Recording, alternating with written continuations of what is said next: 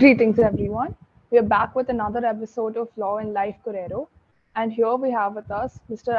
Anirudh Pratap Singh, who is a graduate from RML NLU, and he's currently the assistant manager at Lenovo India. He's also done his postgraduate from IIM Ahmedabad, and he has multiple internship experience. We welcome you, sir. Uh, Thanks for inviting me. Uh, I think I would have really loved to do this sort of session within college premises, but it still Yeah. feels amazing to be involved in some sort of activity at RML after such a long time. Yes, so same here. So we really wish that we could have hosted you here as well, but because of the ongoing situation, we'll Right. have to resort to this only. So I'll be starting with the question part of the session. So Sure. so basically, I would start by your experience at RML. How was it for you? Cool. So before RML, I think so when I was in class 12th, I was doing PCM. And at that point of time, I was not really sure what is it that I have to do uh, later on. And then I decided to go for CLAT. The reason I decided to do it was something. It's based on the reason. It's based on because I knew something which I would not be doing. I knew that I would be doing engineering, and Oh, so today it might sound very strange and unthoughtful on my part, but that's how it was back then.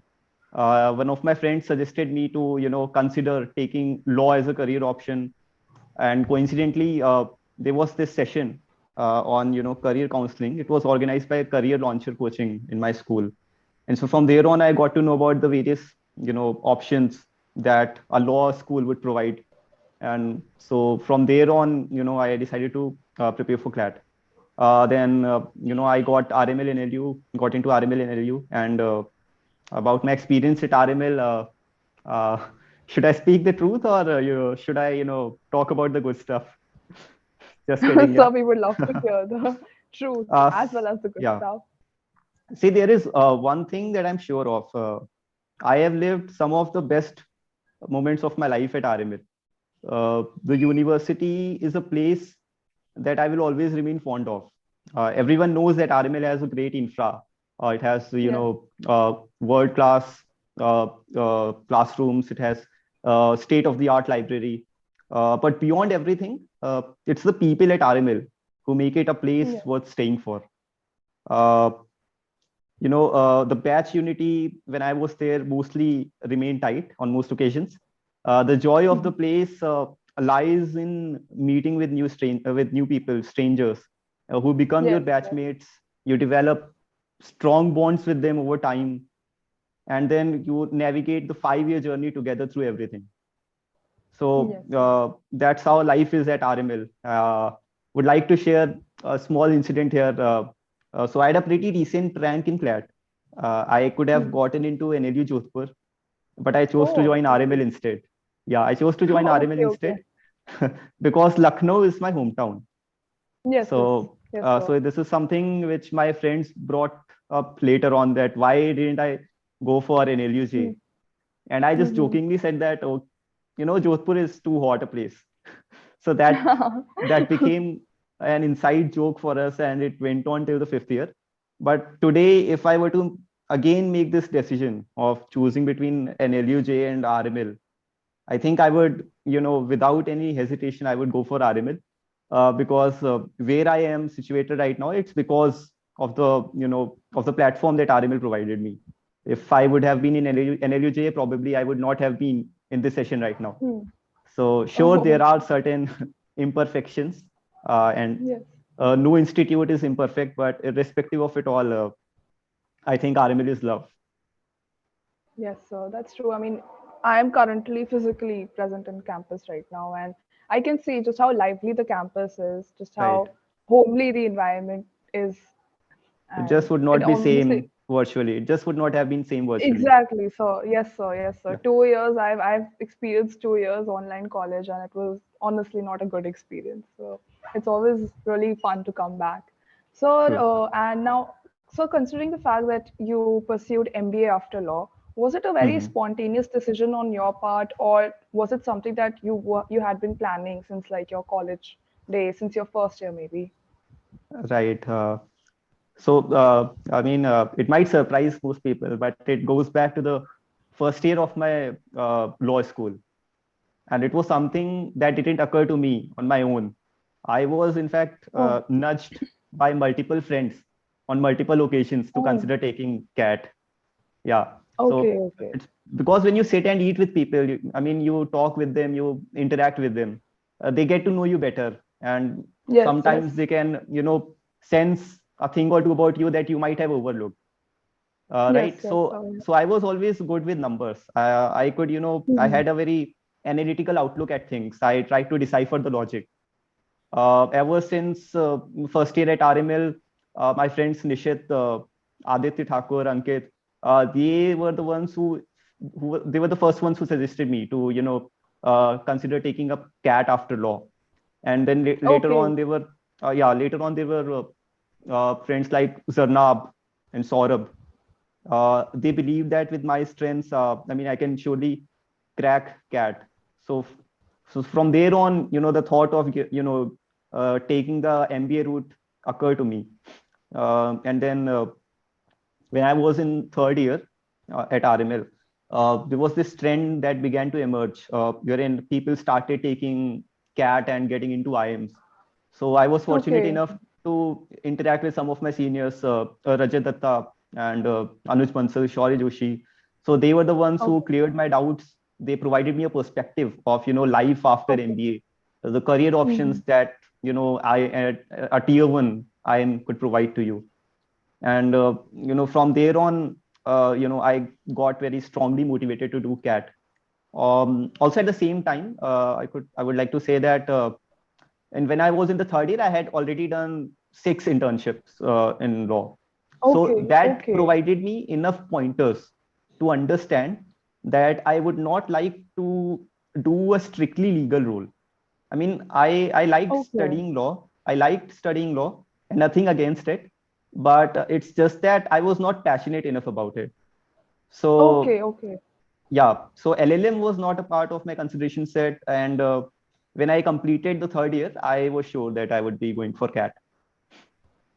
So you mentioned that by your third year you had completed already 6 internships. So, Right, like, were those internships kind of varied across different areas of right, law, right. or was it specific in a Yes, certain yes. field So, only? so I tried to experiment in the sense that I wanted to, my seniors told me that you should intern at an NGO in the first year at least. Okay. And Mm-hmm. then, Yes, sir. Yes, sir. I very, I just wanted to intern with a well-known Supreme Court advocate. So I got this opportunity through IPC, and I got to Yes. intern at the chambers of Pinky Anand, the Additional Solicitor General at that time. Yes. And Okay. Okay. at the same time, I tried to join different law firms in corporate. I I was interested. I was a bit interested in IPR law, and it was IPC again through which I got to join Singhani and Company. So Okay. Okay. I did a bit of IPR research work there. I was also at EBC Lucknow for Mm-hmm. for the case research thing, case writing thing.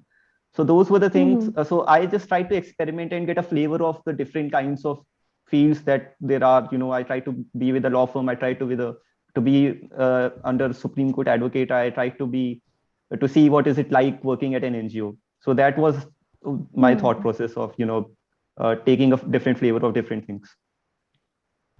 Okay. So what are the added benefits of an MBA in the legal corporate world? And is it really Right. important in the contemporary corporate world for a law graduate to consider doing an MBA? Okay. uh, so frankly speaking, the predominant destination for a law graduate would still rest in litigation and or judicial Hmm. services.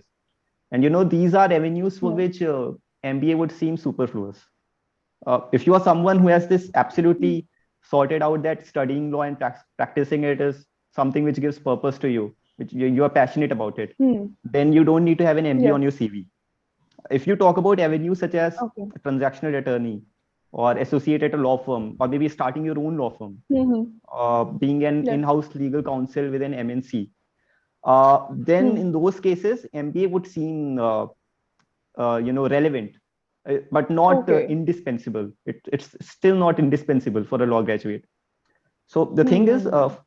firstly, one needs to understand that MBA is a 2-year program. In most cases, it's a 2-year program, and it is undertaken after you have already spent 5 years in law school. Hmm. So, so time is of essence here, and you are Hmm. making a choice between having a foundational 2-year work experience or forsaking it to do something different. And secondly, the cost of acquiring this degree also merits some Hmm. consideration, because it Yes. can usually sum up to 20 to 25 lakhs in most cases. So with Okay. this understanding, with this awareness, you should have this conscious decision that you are investing your time and money in abundance. Therefore, Yes. it should, only after you are very clear, you are very you have decided that okay, you have to do something different, you want to expand your career options, then only you should go for MBA. And having Hmm. said that, I mean, as a law student, it also makes a perfect sense to take the MBA route. If you have not found your calling in law, MBA can Okay. equip you with new skill sets. It can ramp up your existing skill sets. Yes. What I've seen is that in law schools, people mostly work in teams, mostly work as individuals. But in these schools, Individuals. Yes. yeah. But in these schools, you get to understand and learn the importance of working in teams. And there is so much going on in these schools, be it the rigorous and diverse course curriculum, the diverse background of your peers, the grilling placement preparation, the various clubs and societies, events and case competition, and so many things that it prepares you for your coming years. It helps you Hmm. in becoming a better manager, better decision maker, and then it also provides a strong opportunity, a great opportunity to expand your network. Uh, Also, there's a small matter of a tag of a tier one IM on your CV. Yes. So Yes. it gives a That's true. staggering push to your Yes. candidature. You become more marketable. It Hmm. bumps up your financial returns. So it's a well-known fact. And Yes. yes, so if you want to start your own law firm, MBA would help. It makes you a better entrepreneur. It helps you climb the corporate ladder. So even law firm associates or in-house legal counsels, they would find accelerated opportunities to reach the top ranks in their organization. So that is where MBA could Oh, be extremely beneficial. okay. So if somebody is inclined towards doing an MBA, that's a decision that they've taken in their very early years of law school. So what are Mhm. the decisions and the avenues that they can explore while in law school to prepare for pursuing an MBA later on? Great question. Right. So you can take up activities to boost your CAT prep and also beef up your CV points for a later stage. And for this, you Mm-hmm. don't have to do something out of the box. Just those common law school activities can go a long way in building up a better case for yourself. So Yes, if sir. you look at the CV at B school, it has four essential components. There is this academic achievement section, there is positions of responsibility section, then your work experience or internship experience, and lastly the extracurricular activity section. And all of these sections, they can be strengthened at law school, because a major part of your CV that rests upon your activities and achievements that you undertake during the UG days. So it's very important, to plan in advance, to do these things in advance. And I can, in my experience, I think CAT aspirants who are from law background, they have one advantage.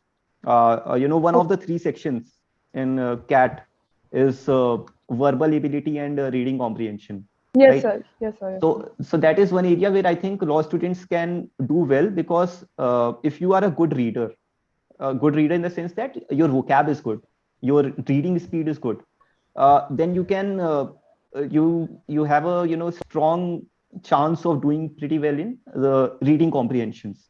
And as law Yes. graduates, we are supposed to read up a lot of material. We read complex articles, regulations, Yes. those long cases, Judgments. Yes. judgments. So these are the things that make lawyers better readers. Therefore, they can do well in Hmm. CAT. Also, would like to emphasize upon one thing. So your grades in UG, they assume a huge Hmm. deal of significance. Um, so even if you have taken written CAT, you have scored good marks in it, you cannot be assured of getting a call for interview by a tier 1 IIM. The reason being your marks in 10th, 12th, and UG, they have they have a significant weightage in the in the scores through which the cutoffs are decided for IIMs for personal rounds. So therefore, if you want to maximize your chances of sitting for an IIM interview, therefore having a good UG score, good UG CGPA, that could be Yes. very helpful. And even post CAT, once you have cleared IIM, once you are sitting in B school, then for your placement preparation, the recruiters, they also take a look at your scores, your grades in UG 10th and 12th. And so for this reason, it's very important to to have a uh, good score in UG, and to have have multiple academic achievements and extracurricular activities that you can do. I mean, even at law school, there are clubs and societies. So try to become an active member in them. Okay. So it would help you not only gain some experience, it would also help you in, I would say, it would also help you getting some CV points for a Yes, later sir. stage. Yes, sir. Yes. You can, you should definitely try to participate in moot court competitions. Try to participate in debates, mediation competitions, write research papers, participate in essay writing competitions. Try to intern with multiple types of firms, or lawyers, Supreme Court advocates, and all those avenues. All these things are only going to help you in a later stage. What is the edge that an MBA provides in the corporate world for someone is like Right. supposedly if I pursue Mhm. MBA and if I want to work in a tier one law firm, so what is the edge that I would get over the other candidates who are purely just like undergraduates or maybe probably have Right. done their LLM as well? Right. So, firstly, so when, as a law graduate, when you are pursuing MBA, know that, the primary objective in most cases would be to have a switch in your career. You would like to Hmm. be in a strictly corporate kind of career, for example, finance or consulting, or, sales and marketing kind of role. But I am yet to interact with people who just got again into their legal jobs, having completed their MBA. But I mean, a logical understanding from here on would be that, if you are someone who is still pretty much abreast with the legal developments, if you are someone who is very much interested in the all those activities going around in the legal world, and at the same time with MBA you have upskilled yourself, you have become a better manager, better decision maker, uh, then definitely I think you can find yourself reaching the top ranks within your law firm a lot easier. Okay. You wouldn't be someone who would be initially joining as a junior associate. You can join as a senior associate, and later on you can climb up higher in Yes, the sir. ranks of your law firm. So even the law firm and the your partners at the law firm would recognize that you are someone whom they can bank upon. You will find accelerated opportunities in that regard. So now if I come to the section of CAT, like how Right. easy or difficult was it for you to prepare both for the exam as well as Mhm. also maintain your grades in college? Right, right. So I think, for everyone, I mean, everyone would agree that an early start in preparation would help. Yes, Uh, yes, sir. in my case, I joined IMS coaching in January. CAT exam was in Okay. November. So I had roughly 11 months of prep time, which I found pretty much sufficient in prep. Okay. Even though Okay. my actual sincere efforts only began in May, when at RML you have those summer vacations, Yes, right? yes, yes. So for me, it was not a challenge in managing coaching classes and CAT prep. While when I was preparing for law school examinations, the coaching classes of CAT, they get wrapped up pretty early, well in advance Okay. before CAT. Okay. Okay. What's left is the doubt clearing sessions, and then you're also Mm-hmm. supposed to learn the concepts quite early before the DD, that is CAT. Mm-hmm. So it's only about Okay. solving lots and lots of mocks, analyzing your performance, and it where it got a bit challenging for me was towards the end of the CAT prep. So my CAT exam was scheduled for 25th November, and I think our penultimate semester exams they went on till 22nd. So it became a situation where some of my project presentations and exams, Mm. they clashed with some of my mocks. But Okay. it got managed all well, because so I could decide my mock slots accordingly. On some occasions, I talked to the faculty members and postponed or preponed my project presentations Mm-hmm. and all. In the last week, before CAT, in the last week, I could see that there were too many things happening in such little time. It was a high pressure environment. CAT was just around the corner. The exams were going on, so it was difficult. But then that is a part of the process. As an aspirant, you have to plan for these things in advance, and do your Mm. preparation. So that is what I did, and I mean, it got worked well. It got worked out well in the end. So, if you don't mind, what was your preparation strategy? If you could share that with us. Right. So it was pretty simple. Initially, I thoroughly looked at the question paper patterns. I Mm. tried to see that what are the different kinds of questions that could be asked. I tried to assess where do I rank currently? What are my strengths and weaknesses? How much work would I be required to get to that level? And then Mm. I identified the important concepts. I tried to learn them as soon as possible. I took multiple exercises. I had a lot of doubts. I did not hesitate in reaching out to the coaching faculty. So that was helpful. And ultimately, what worked best for me was to give lots and lots of mocks. There is absolutely no limit. You can give 50 marks. You can give 100 marks.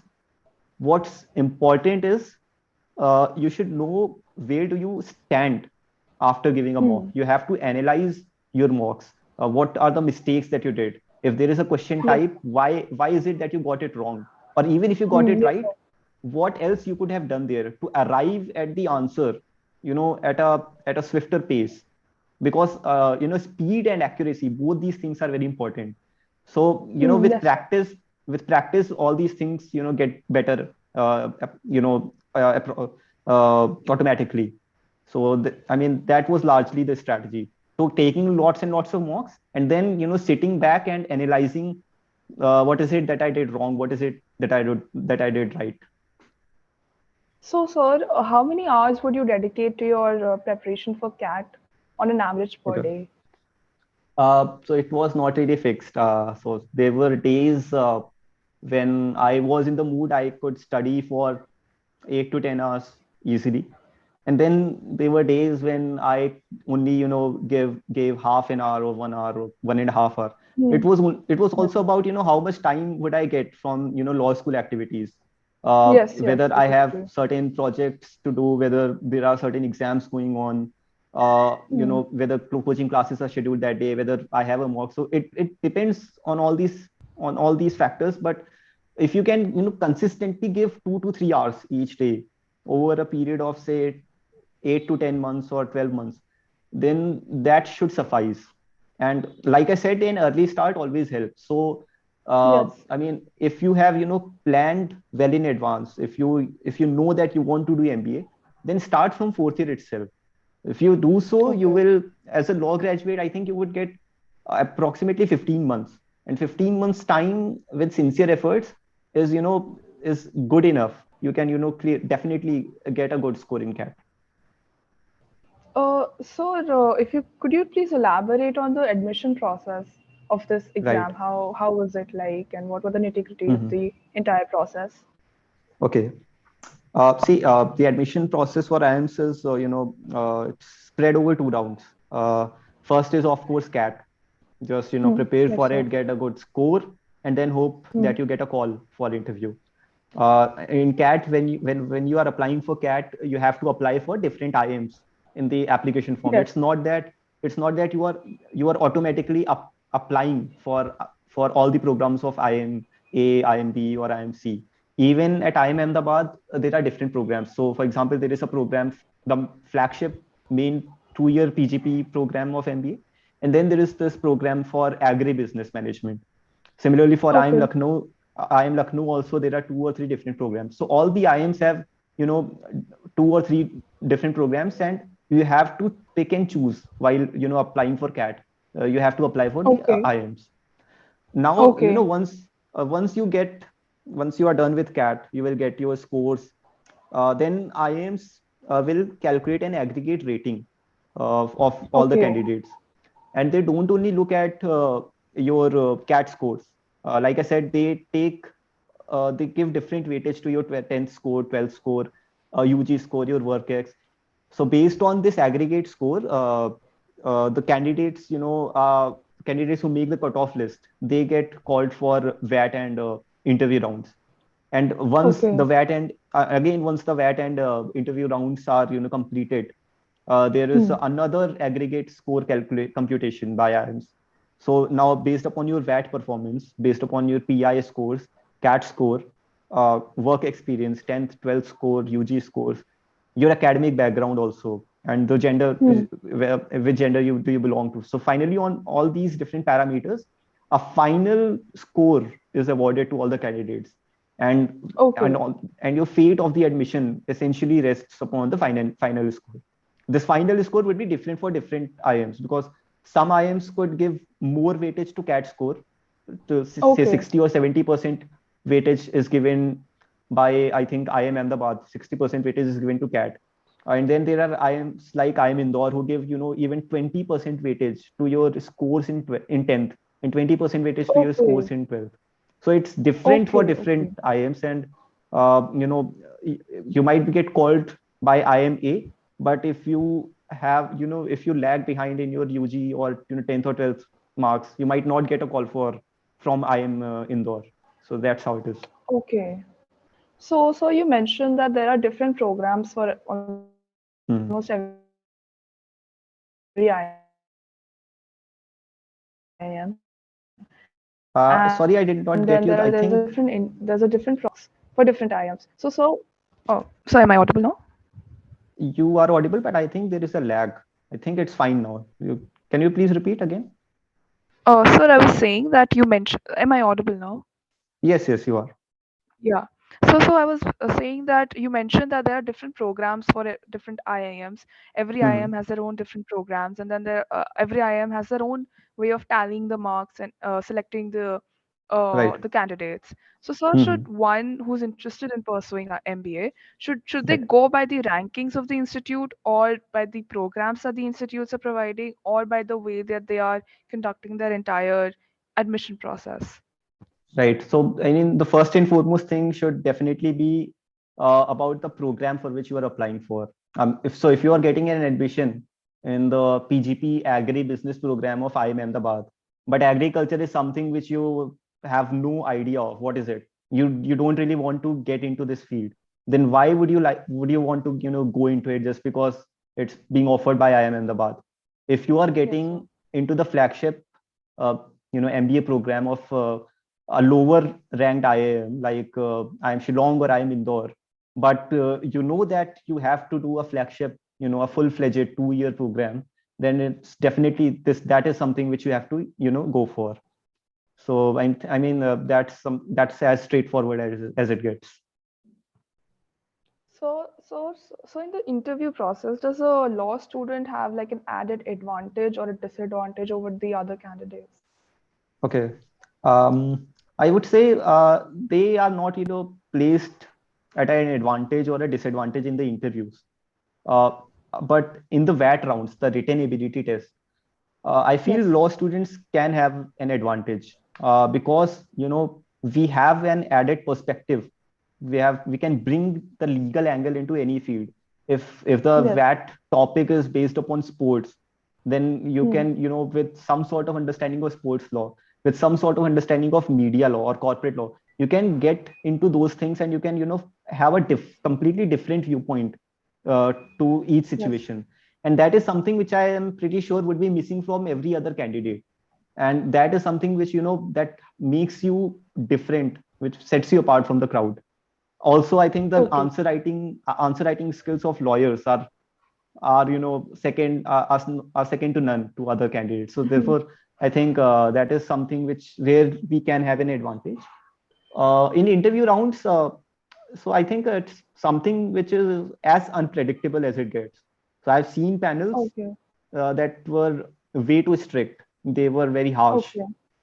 in even while asking the questions, while giving me time to answer those questions, they were very harsh. And then there were Okay. panels who greeted you with smile, who were very Hmm. calm. They allowed you time to answer the questions. So different Yes. panels function differently. And Hmm. in some of my interviews, there was a situation where majority of my interview that it revolved upon why did I opt for MBA after law? Why do I want to do MBA after law? They grilled me a lot over this question. And then there were Okay. interviews which just didn't even touch upon this question, upon why Okay. would I want to do MBA. But essentially, you have to understand that so it's, like you said, it's not a conventional career trajectory. So therefore you have to be very well prepared with in your own mind why do you want to do MBA. You have to come up with a story. You have to build a strong case for yourself and convince the panel that you have a very strong motivation to do MBA, and it does make a perfectly fine sense for you to do it. And you are, with your background of a lawyer, you could be an important asset for the institute. Yes, sir. So, coming to the fact that you graduated from IIM Ahmedabad, so how was your experience in the university there with the people Right. and the general life of IIM Mhm. Ahmedabad, considering it's So a very, very prestigious university? I mean, surely it was both enriching and taxing experience at the same time. Yes, sir. Unfortunately, Yes, sir. I could only spend the first year of MBA on the campus. Second year we had Oh. online classes. Yeah. So Mm-hmm. a lot of value that I derived was from the first year stint. Uh, I can quote Harsha Bhogle. He once said that he thought after being selected for IIM Ahmedabad that it was the biggest thing that he did in his life. But Hmm. once he spent the first 6 months at IMA, he thought that getting out of IIM Ahmedabad would probably be bigger than getting into it. So that might be a bit of exaggeration, but you get the point. So it's because the academic curriculum, it's highly demanding. It's very rigorous. At the same time, you find yourself surrounded by some of the brightest minds of the Yes. country. So it gets Yes, really sir. competitive. You just can't cut slack, else you will get left behind. I had 6 semesters in 2 years. Also, they had midterms. So over a period of 2 years, there were exams going on in roughly 1.5 to 2 months. And in between, there were, Oh. those surprise quizzes that were graded. Mm-hmm. And in the Okay. midst of it Okay. all, there was also this matter of placement preparation. The placecom Hmm. kept you on its toes. You have to get your CV proofs. You have to prepare your own CV. And Okay. CV building was also very important. But through all of it, I would say I learned a lot. I realized that the more I know, the stupider I feel. Uh, so there was this an ocean of knowledge that I was not even aware of at IIM. And IIM Ahmedabad, through its case pedagogy, its diverse courses, it provided me a Mm-hmm. platform to access it.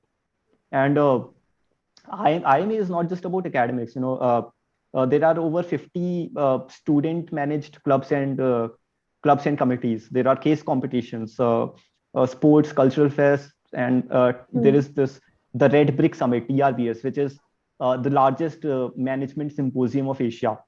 So you get to Oh, interact. Yeah, you get to interact with people from diverse backgrounds and industries.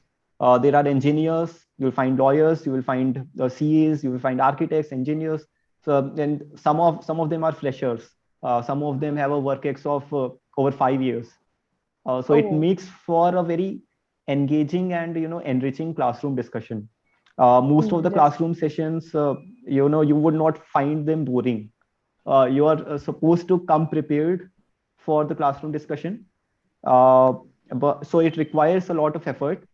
But overall, I can surely say that I am privileged to have lived the life, to have lived the IMA Hmm. experience. It's the best thing that could happen to me so far in my life. So, considering the fact that I believe that business is not something which is everyone's cup of tea, and is as well as it's not something that a lot of people know about in general. So, regarding that, we formulated a couple of questions. So, Hmm. what basically is the difference between IIM and ISB? Okay. So uh, for IME and IMS and ISP comparison, you have to understand the admission process also. So for Okay. ISP, you have to take up GMAT, not CAT. For IMS, you have to, in most cases, they consider CAT scores. And GMAT and Okay. CAT is something which is a bit different. GMAT is a global program, and CAT is, Mm-hmm. uh, a national level examination. Okay. CAT is, I think, has been reduced to a 2 hour exam duration. The duration is reduced to 2 hours. GMAT is still 3 hours. Number of questions is, I think, also different. In GMAT, you have to write an SS type of question also in addition to the MCQs. So Okay. the type of questions in GMAT is different. The scores of GMAT, the scores of GMAT are accepted by global university, including some of the Indian institutes like XLRI and ISP. So when it comes to Okay. Okay. ISP, it's a place where there is a criteria that people who have more than 24 months of experience, they are allowed to to apply for the program. And it's also a 1 year Okay. program as opposed to the most of to the IIMs. The full-fledged MBA program is of 2 years, but ISP program is of 1 year only. Okay. Okay. IIMs also offer a 1 year program, but those 1 year programs are again, you can get into them through different means such as GMAT. Those are not the flagship programs. You have to have some sort of experience. In most cases, for IMA, you have to have a minimum of 4 year experience to to join the 1 year MBA program. So Okay. Okay. so that is how the two programs, the two institutes are different. Because when you are in a 1 year program, you are invited only after having done some sort of having gained some sort of work experience. So after having acquired it, you are supposed to you are supposed to sit in a 1 year program, and then the scope and the curriculum is a bit different than what you get to experience in a 2 year program, which is it has all all types of subjects. There are different types of subjects ranging from quants and marketing, the finance, social, social types of subjects, and then there are public policy subjects based on public policy, subjects based on HR. All those different kinds of Hmm. subjects you get to experience in a 2 year course program. So yeah, that's the essentially that's what the difference is. So when you entered B school as a law graduate, did you feel that you were at a disadvantage to maybe people who have already had a prior experience in business, like maybe Okay. chartered accountants, Hmm. engineers, etc. Yeah. So to be honest, it was challenging for me. Hmm. The thing is, even though there is a mix of different courses at B school, most of them are quant based or finance based, Hmm. most of those Yes, subjects. yes, So yes. naturally, engineers and CAs or commerce graduates, they don't have to fret much over their respective forte. This allows them to devote more time over areas that are new to them. So Hmm. engineers, can focus on finance subjects. CAs can Yes, focus on quantitative courses. But for lawyers, yes. we have just one odd course of law, so we don't really have that luxury of overlooking certain subjects. We need to give all full efforts in all the courses, just to stay in the race. So Yes. that's what, that was a challenge. But the good thing at IIM Ahmedabad is that you can always reach out to people for help. And the culture is such Okay. that most people will not shy away from offering their support if you ask for it. And when I found it tough, I reached out to my study group members, to people who were there in my dorm, to my seniors, and they offered a lot of support. They helped me in sailing through a Hmm. lot of those difficult courses. And then so there's also an academic society in the institute. It schedules remedials before important quizzes and exams. So they come in very handy. And more than half of the batch used to attend those remedials and get their doubts cleared. So eventually Oh. I was able to overcome those academic Hmm. challenges. Okay, okay, sir. So, at IIMA, you were really active in clubs and societies, etc., in co-curriculars as well, and you had held the position of maybe the cell manager and the Hmm. coordinator. So, how was that experience for you, and how has that benefited you in your job today? Yeah. So IME has 50 student managed clubs, and they cater to a vast range of activities. There are sorry, career clubs for each sector. Then there are different clubs for different activities like sports, music, dance, art, social work, education, public policy, Hmm. etc. So all these Yes. clubs provide an opportunity to all the students to to pursue their interests, take leadership responsibilities, and gain some sort of first hand experience in event management. And Okay. during my time in RML, I was decent at academics. I Hmm. participated in moot court competitions. I wrote research papers. I did multiple internships. But what I couldn't do at RML was undertake a position of responsibility. So for this Okay. reason, I was aware that this is something that I have to do and try out at IIM Ahmedabad. Mm-hmm. And Yes. during my first year, I joined two clubs. One was the General Management and Leadership Club, GMLC, and the other one Okay. was Right to Education Society. So at Okay. GMLC, I got to I used upon my experience in law, having read a lot of cases in finance or based in securities law or competition law, contract law. I used Yes. I used that experience to draft a really intricate case problem for an international level case competition based on Okay. mergers and Okay. acquisition. And I Mm-hmm. also drafted a competition for a national level boardroom competition. Those were the things that gave me a boost of confidence that I was so actively involved in organizing such reputed events. So I mean, after the first year, in the second year, there are elections and selections for the positions Okay. of being cell coordinator, cell manager, and coordinator of different clubs. So in the second year, Okay. I wanted to step out of my comfort zone again. I wanted to see how is it to get a position of responsibility, do something different, and hone my leadership skills, people management skills. So I mean, I knew that this is something that I have to do in future, so I may as well try to get a flavor of it while being at the institute. So I Yes. contested for the position of the coordinator of HR club, which is named Synergy, and Okay. I succeeded in getting the becoming the coordinator, and there I led a 35 member team. So I drove everything right from selecting people, interviewing them, delegating them tasks, organizing national level case competitions, and helping in the placement preparation of my juniors in first year. uh, Yes. so it was something that was something that was huge that I did while being the coordinator. It helped me in making me a more confident person. It helped me Hmm. unlock some potential of mine that Yes. I was not aware of. Yes, sir. Additionally, I was there with multiple other clubs, and I was the cell manager of the events and competition cell of a general management club.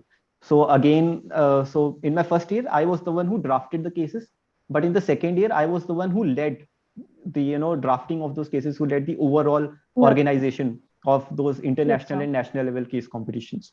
So it was a really Yes, sir. satisfying experience. Yeah. So you mentioned that you did all of this in your second year, where you contested an election and you even Right. won it, and got the position of the coordinator. So how did you manage Right. all of that during the lockdown? Uh, I mean, so it did get challenging in second year as well. I mean, first I can definitely say that first year was more challenging, but second year too, I had to give commitments to multiple areas. I had to give commitments for my studies, for the project presentation study groups, and then at the same time, I was involved in mentoring the first year students. I Hmm. with the experience that I gained in first year, I knew that I could guide people who arrive in the first year with my Hmm. experience. So that is something that I wanted to do, and I did. I also took the positions of responsibility at the same time. So it was a lot of things that I had to do, I had to manage, but I ended up doing it, and therefore I think it has only helped me in becoming a better individual, a Yes. better manager. Yes, sir. So do you see yourself coming back to the legal field maybe in the future sometime? Um, So not really. I mean, no, very honestly, it. I like I said that while liked studying law, I was I could score well in law subjects, but it doesn't really excite me. I was not very passionate about getting into litigation or say judicial services. For me, Yes. I having interned at law firms, I knew what kind of life it is at law firms. I realized that it's a very monotonous or one-dimensional kind of job, Yes. and Yes, sir. Yes, sir. I don't see myself doing the same kind of work, being stuck in the same place 10 years down the line. So Yes. that was a conscious decision that I took, and right now my priority would be to get into a leadership position in one of the top maybe marketing firms, or maybe a top firm based in a top firm in as a conglomerate like Tata Group or Aditya Birla Group. Okay. So that my Yes, sir. Yes, priority sir. would be to reach top ranks in those organizations and manage people, manage activities, and run those organizations. That is where I see myself a few years down the line. And so, what would be your final piece of advice to all the law students who are thinking of pursuing an MBA? Right. So, like I said before, time and money both are of essence. So, be Yes, very, sir. very clear in your mind that why do you want to do MBA and what do you want to gain out of it. Uh, Yes. after that, after that, don't shy away from getting some experience in different activities while you are in the law school. Try to participate in different moot court competitions, whether national or international, doesn't matter. Try to participate in debates, look at the various industrial news that is happening. Don't just confine yourself to the legal developments. Also try to see what's happening in the corporate world. So Hmm. you try to see what's the impact of a legal development in the corporate world. That is something that Yes. can help you in the interview rounds and the VAT rounds during the Okay. IMPI and VAT interview rounds. So Yes, sir. I think with these things in mind, with undertaking different activities, positions of responsibility at different clubs and societies, and some of the extracurricular activities, all these things can help you a long way in in building a better case for yourself at the B school. Yes, sir. So thank you so much for your wonderful, wonderful advice. And with that, we wrap up our another episode of Law and Life Guerrero. And we would really we offer our sincere thanks to Anirudh sir and to all our audience who've tuned in for this episode of ours. Thank you so much, everybody. Sure, it was And great, joining in and getting in touch again with the situation with the scene at RML. So yeah, it's great to be back in some sort of capacity, even though virtually. yes, so we hope that we can host you next time in a physical setup in our college itself. Thank you Definitely so would much, sir. would love to be present. Yeah.